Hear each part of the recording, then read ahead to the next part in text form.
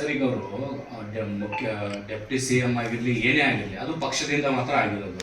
ಕಾಂಗ್ರೆಸ್ ಮೂಲ ಸಿದ್ಧಾಂತವನ್ನ ಇಲ್ಲಿ ತ್ಯಾಗ ಮಾಡ್ದಂಗೆ ಆಗುತ್ತಾರೆ. ಎಲ್ಲ ಕಡೆಗೂ ಹೇಳ್ತಾರೆ ನಾನು ಕಾಂಗ್ರೆಸ್ನ ಕಟ್ಟರ್ ಕಾರ್ಯಕರ್ತ, ನನ್ನ ರಕ್ತದಲ್ಲೆಲ್ಲ ಕಾಂಗ್ರೆಸ್ ಇದೆ ಅಂತ ಹೇಳ್ತಾರೆ. ಅಂತರ ಬಾಯಲ್ಲಿ ಇಂಥ ಮಾತುಗಳು ಬರೋದು. ಈಗ ನೋಡಿ, ಶಿವಕುಮಾರ್ ಅವರು ವಿದ್ಯಾರ್ಥಿ ದಶೆಯಲ್ಲಿದ್ದಾಗ ನಾನು ಲಾ ಕಾಲೇಜಲ್ಲಿದ್ದೆ, ಅವ್ರು ಇನ್ನೂ PUC ನಲ್ಲಿದ್ದರು.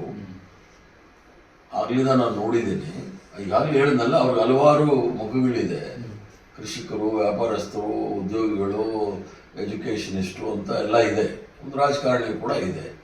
ಆದ್ದರಿಂದ ಸದನದಲ್ಲಿ ನಮ್ಮ ಸಿದ್ಧಾಂತ ಏನೇ ಇರ್ಬೋದು, ಪಕ್ಷದ ಸಿದ್ಧಾಂತದಲ್ಲಿ ಯಾರೂ ಸಹ ರಾಜಿ ಆಗೋದಿಲ್ಲ.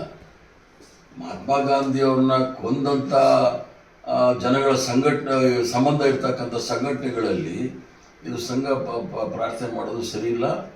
ಅವ್ರು ಕಾಂಗ್ರೆಸ್ ಅಧ್ಯಕ್ಷರಾಗಿ ಹೇಳಿದರೆ ನಾನು ಇಷ್ಟೊತ್ತಿಗೆ ಕ್ಷಮೆ ಕೇಳಬೇಕು ಅಂತ ಹೇಳ್ತಾರೆ. ಅವರು ಡೆಪ್ಟಿ ಚೀಫ್ ಮಿನಿಸ್ಟರ್ ಹೇಳೋದ್ರಿಂದ ನಮ್ಮದೇನು ಅಭ್ಯಂತರ ಇಲ್ಲ.